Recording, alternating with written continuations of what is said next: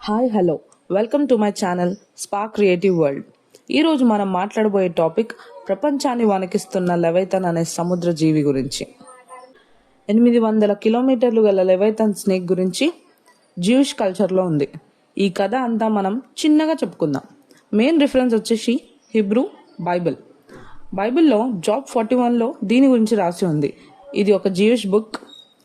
దేవుడు ప్రపంచాన్ని సృష్టించినప్పుడు 2 లెవైథన్ స్నేక్స్ని సృష్టించాడని, ప్రపంచంలో ఇప్పుడు దీని గురించి చాలా విషయాలు జరుగుతున్నాయి. టర్టిల్స్ అన్ని సీషోర్కి రావడం, డూమ్స్డే ఫిష్ మెక్సికో బీచ్ నుండి బయటికి కొట్టుకు రావడం, అసలు జనాలు ఇప్పుడు ఎందుకు దీని గురించి భయపడుతున్నారు అనే దాని గురించి మనం మాట్లాడుకుందాం.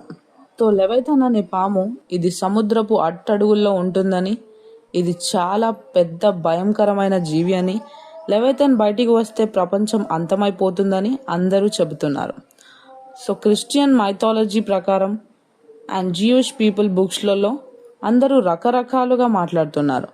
ఫస్ట్ అది బయటికి వస్తే భూకంపం వస్తుంది అని, ప్రపంచం అంతమైపోతుందని. వీటన్నిటి వెనక అసలు ఏ కథ ఉంది, దాని గురించి మనం ఎంత భయపడాలి అనే దాని గురించి మాట్లాడుకుందాం. దేవుడు 2 లెవైథన్ స్నేక్స్ని సృష్టించాడని, ఒకటి ఆడ ఒకటి మగ. దానిలో ఒక ఆడ లెవైథన్ని చంపేశాడని, ఎందుకంటే ఇవి 2 కలిస్తే ఎన్నో లెవైథన్స్ పుట్టుకొచ్చి ప్రపంచాన్ని అంతం చేస్తుందని. దానివల్ల ఒక మగ లెవైథానే ఇప్పుడు మనకి మిగిలి ఉంది.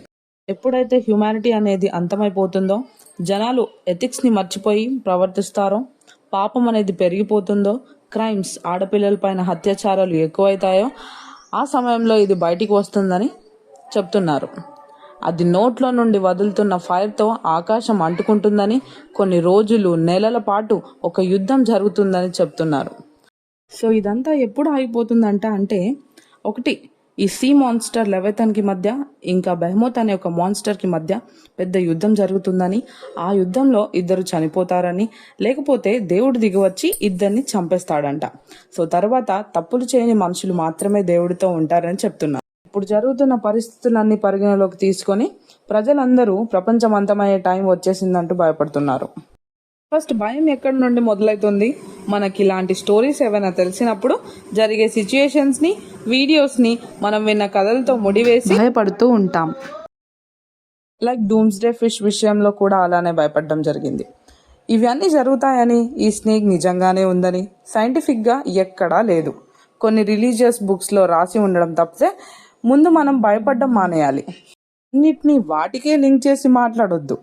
భయాన్ని పెంచుకోవద్దు. దీని గురించి మీరు ఎలా ఆలోచిస్తున్నారో కామెంట్స్లో రాయండి.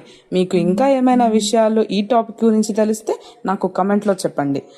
అంతవరకు నా వీడియోస్ని లైక్, షేర్ అండ్ సబ్స్క్రైబ్ చేసి పెట్టుకోండి. Thank you.